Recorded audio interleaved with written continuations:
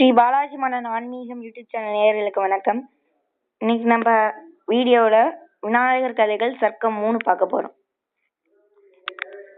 போன வீடியோவில் மூஷிகருக்கு விநாயகருக்கு எப்படி மூஷிகர் வாகனமாக அமைஞ்சதை பார்த்தோம். இப்போ தொடர்ந்து அடுத்த கதைகளை பார்க்கலாம்.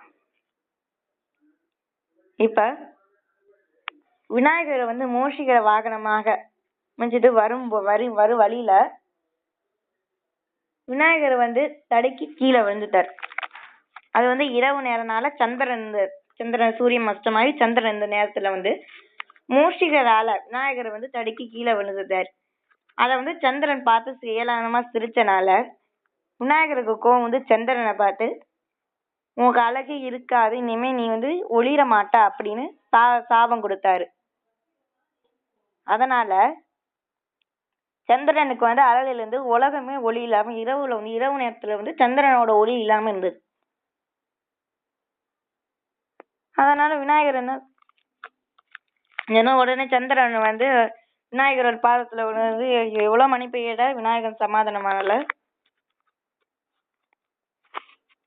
அதுக்கப்புறம் பொறுமையா சமாதானப்படுத்தினக்கு அப்புறம் விநாயகர் என்ன சொன்னாருன்னா, சந்திரனை பார்த்து இனிமே உனக்கு கொடுத்த சாபத்தை நான் பெற முடியாது, அதனால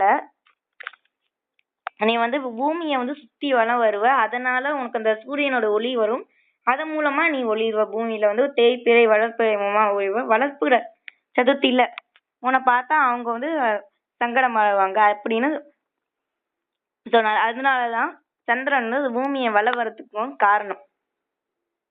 இது ஏன் விநாயகர் எந்த இருந்தாலும் முகத்தோட அழகுல வச்சு ஆணவம் இருக்கக்கூடாதுங்கிறதுக்காக தான் விநாயகர் சந்திரனுக்கு சாபத்தை கொடுத்தார்.